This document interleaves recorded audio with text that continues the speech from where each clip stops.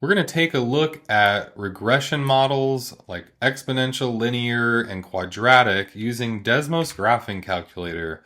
Start by copying your data. If it's in a horizontal table like this, you'll need to do a couple steps. I go to Google Sheets and paste those in as is first, which is really the only option it will give me. And then I copy that horizontal table again, but in Google Sheets, and paste it transposed. That will give me that vertical table that I can copy and paste right into Desmos Graphing Calculator. Just copying and pasting that way. You can also add the table and type those in if you have trouble with that process. And I've got this table of 6 different points. You can kind of see an upward trend in the data.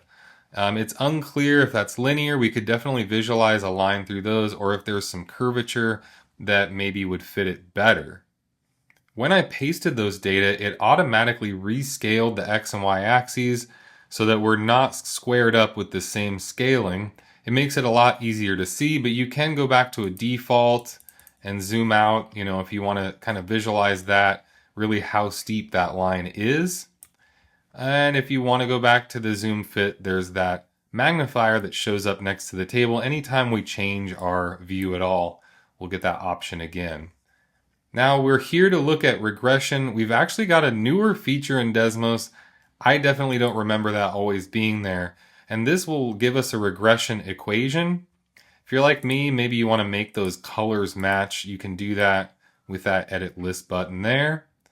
And with the linear regression, we've got options. We can look at what this would look like as an equation and even define it as a function if we want. I like those buttons. Anytime I see one of those, I try it out. It would just allow us to evaluate this. Say we wanted to figure out, using this model, what the y value would be when x is 5.5. That would split us between a couple points there. We can do that. And another thing we could do with this is just set a y value.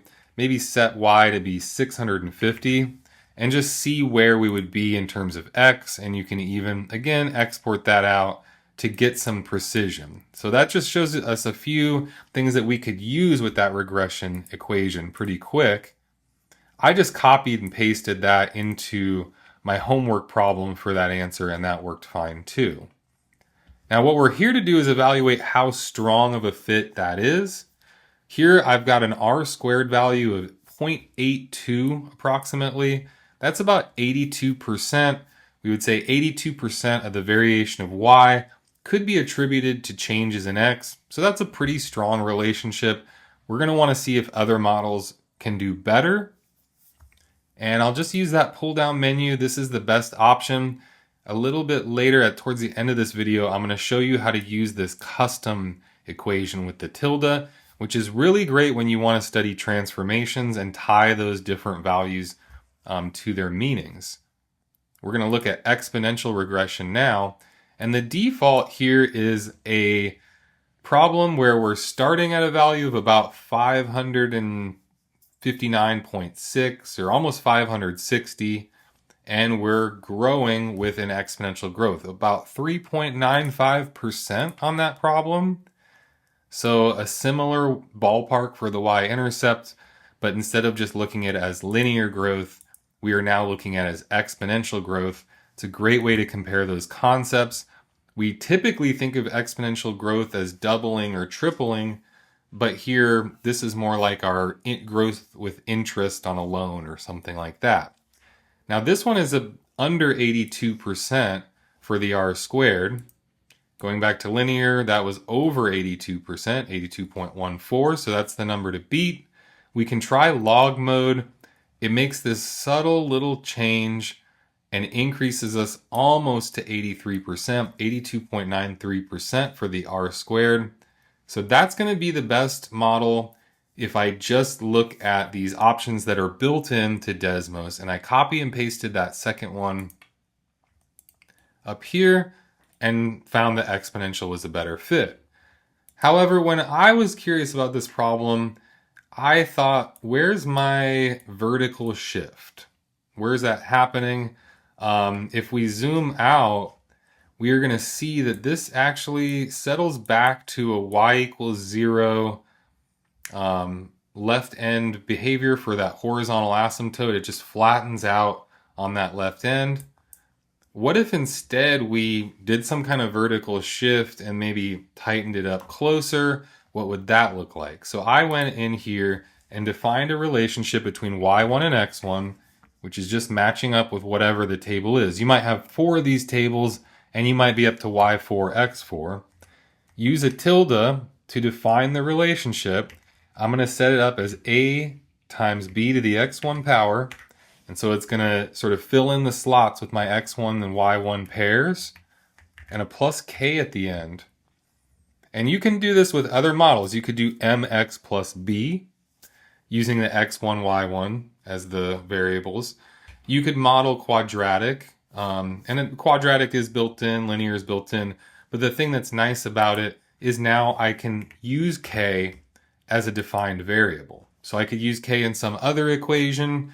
You could think of finding the vertex of a parabola using the negative b over 2a relationship and plugging that in. So we've got a lot of options when we have these variables defined.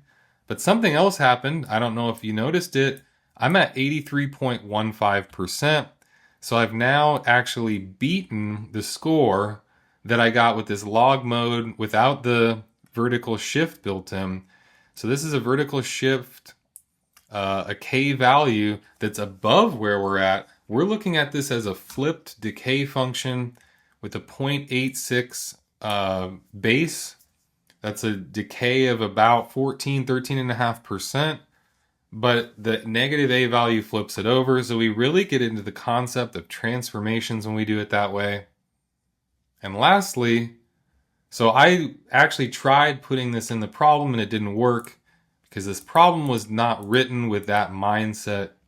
Whoever wrote the problem, we can always have our biases and go towards what we tend to think of. And I think this method is more aligned with the graphing calculators that we used to use a lot but didn't allow us to just try out our own ideas.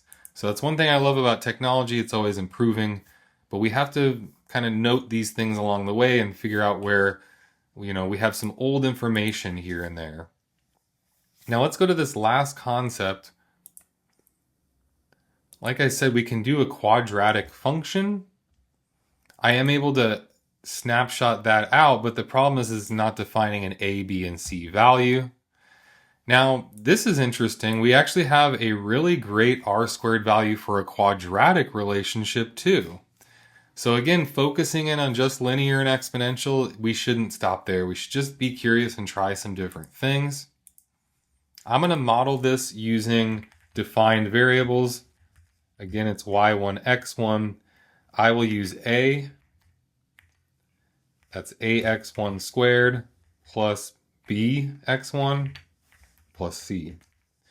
And now I could figure out my vertex. That's going to be at a point where x is negative b over 2a and f of that value. So we figure out the x first, we plug it in the function, and we plot it. It doesn't like that because I didn't define f. So let's take a second here and do that. I'm going to use my A, B, and C version and just get rid of those X1s. It's trying to plug in my points, so I kind of confused it there. But now I think my green, or my red and my purple should line up, which is good. I want to make this really stand out. I'm going to make this an orange X, and there it is. So this is one thing, if you really get into programming and sort of defining variables and using them to enhance your work, this is the kind of stuff that really can be great. I've got other videos that will show you how to make a label that can have words and maybe a simplified version of this or a rounded version of this. So check out my other videos or let me know if there's something else you'd like me to cover.